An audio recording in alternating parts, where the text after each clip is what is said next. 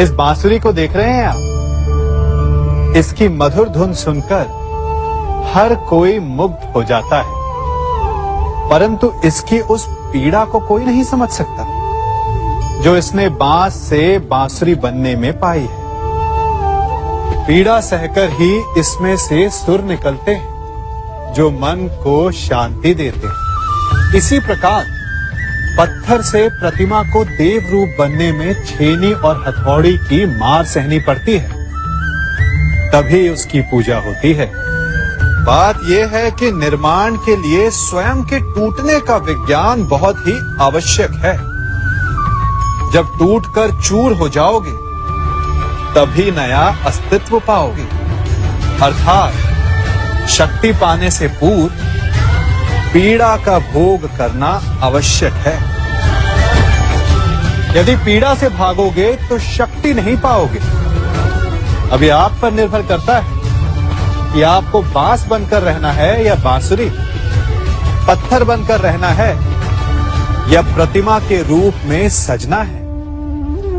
ये निर्णय आपका है। पिता होना बड़े आनंद का विषय है, और जितना बड़ा आनंद है उससे भी अधिक बड़ा उसका उत्तरदायित्व भी। आप में से भी कुछ पिता होंगे, कुछ संतान, और मुझे पूर्ण विश्वास है कि आप लोग भी अपना उत्तरदायित्व अवश्य पूर्ण करते होंगे। हर पिता अपनी संतान के सुख के लिए, उसके उज्जवल भविष्य के लिए रात दिन परिश्रम करता है, धन इकट्ठा करता है, सुविधाएं एकत्रित करता है। आप भी करते होंगे। हर पिता को यही लगता है कि उसने अपनी संतान को सब कुछ दे दिया, परंतु फिर भी संतान प्रसन्न नहीं रहती। यदि आपको विश्वास नहीं तो आप भी स्वयं अपनी ही संतान से पूछ लीजिए।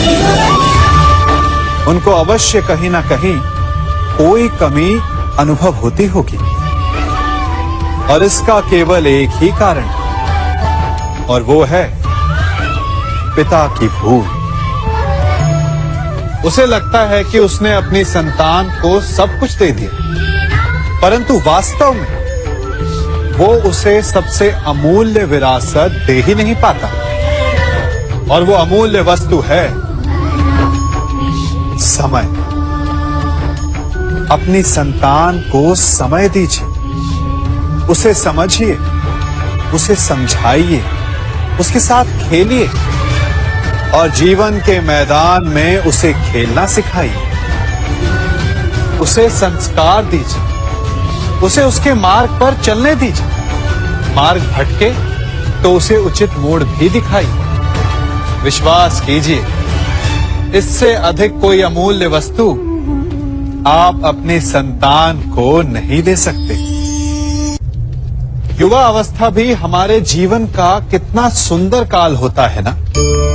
बाहु में बल, मन में कुछ बड़ा कर जाने की चाह, आंखों में भविष्य के सुंदर और कोमल सपने। और इसी अवस्था में मनुष्य के भीतर पनपता है प्रेम। किसी को देखकर उस पर मन मोहित हो जाता है, और फिर मनुष्य अपना सब कुछ उस पर न्यौछावर कर देना चाहता है। फिर प्रेम की परिणति होती है विवाह में। क्यों? सबको अपने खट्टे मीठे संस्मरण स्मरण हुआ है ना। परंतु यहीं से अधिकतर माता पिता और संतान के मध्य विचारों का विरोध प्रारंभ हो जाता है। संतान को लगता है कि उसका चुना जीवन साथी ही उसके लिए उपयुक्त है, और माता पिता को लगता है कि संतान अनजाने में भूल कर रही है। संतान का तर्क होता है कि उसे विवाह किससे करना है, ये उसका अधिकार है, और माता पिता का तर्क ये होता है कि अब भी जीवन साथी चुनने की समझ संतान में है ही नहीं। तो इस अवरोध को काटा कैसे जाए, उचित निर्णय कैसे लिया जाए? इसका एक ही मार्ग है, अपने उत्तरदायित्व का भान और अपनों से बड़ों के मापदंडों का भान।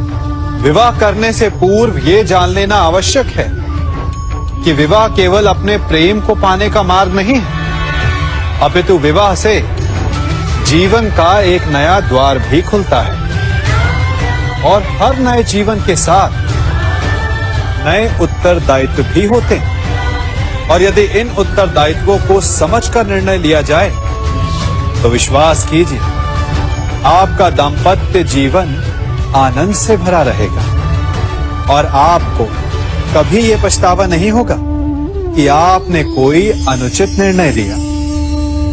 कभी हमें लगता है कि हमारे अपने, हमारे हितैषी, हमारे माता पिता को हमारे मन की बात ही नहीं समझ आ रही, जैसे उन्हें हमारे हर कार्य में, हर निर्णय में खोट दिखाई दे रहा हो।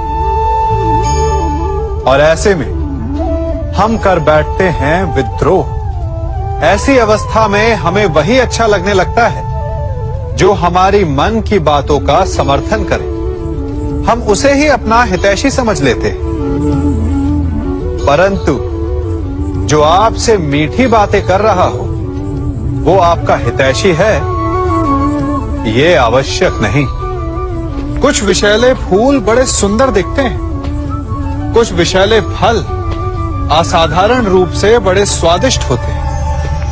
और ये भी आवश्यक नहीं कि हमारे रोगों का निदान करने वाली औषधि सदा मीठी हो। इसलिए विष और औषधि में अंतर को परखने का प्रयास करें। हो सकता है जो आपके हित की बात कर रहा हो वो आपको संकट के गर्त में ले जा रहा हो। बात बात पर आवेश में ना आए। हो सकता है कि आपके माता पिता की कड़वी बातों में आपका ही हित छिपा हो। और माता पिता को भी प्रयास करना चाहिए कि यदि उनकी संतान अनुचित निर्णय ले रही है तो उसके अनुचित होने का भान प्रेम से करवाएं, दबाव और शासन से नहीं। क्योंकि कभी कभी कटु शब्द और कटु वचन अनुचित निर्णय को और पक्का कर देता है। हर शब्द अपने आप में इतना शक्तिशाली होता है कि यदि आप चाहें तो उन्हीं शब्दों से सृजन कर सकते हैं और चाहे तो नाश भी।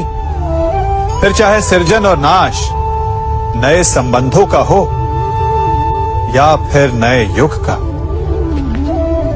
आजकल सर्वत्र सहनशीलता की कमी है।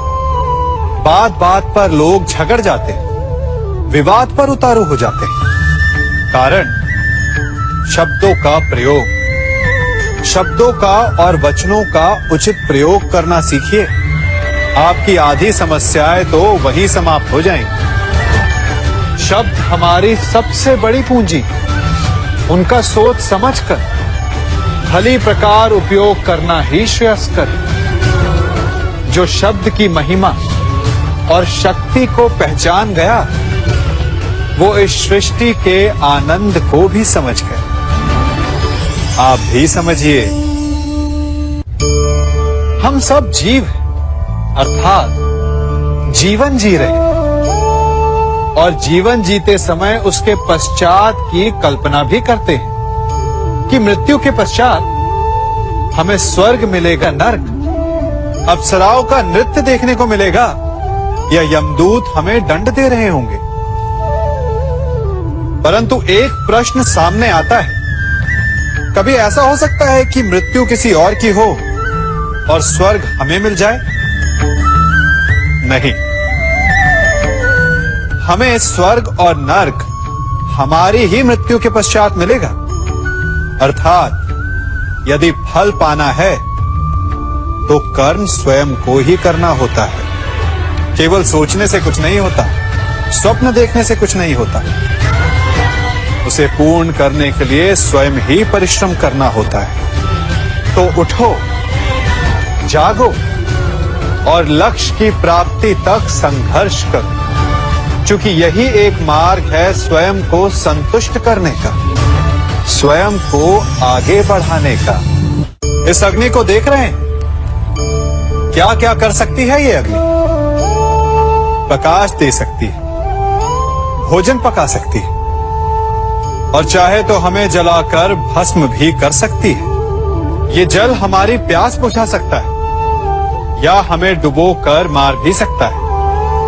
तो क्या ये इच्छा इस जल की है कि ये हमारी प्यास बुझाएगा या हमें डुबाकर मार देगा? या ये इच्छा इस अग्नि की है जो हमें प्रकाश देगी, जो हमें भोजन देगी, या हमें जलाकर भस्म कर देगी? नहीं, जल का गुण है बहना, अग्नि का गुण है जलना। अब ये हमारी इच्छा पर निर्भर करता है कि हम इसका प्रयोग कैसे करते हैं। इसी जल और अग्नि की भांति ही संसार की हर वस्तु, संसार के लोग भी होते हैं, और ये हम पर निर्भर करता है कि हम उनमें से किसे मित्र बनाते हैं और किन्हें शत्रु। शक्ति है, पर निर्भर हम पर करता है कि उसे हम अपना उत्तरदायित्व बनाते हैं या अहंकार। धन है, परंतु निर्भर हम पर करता है कि उसे विकास के मार्ग पर लगाते हैं या व्यसन के मार्ग पर। ईश्वर ने आपको केवल जीवन दिया है, परंतु ये आप पर निर्भर करता है कि आप उसे आदर्श जीवन बनाना चाहते हैं या अभिशापित। अपने परिणामों का उत्तरदायी हमारे चयन होते हैं। इसलिए आवश्यक है कि अपने चयन को, अपनी भावनाओं को उचित रखें।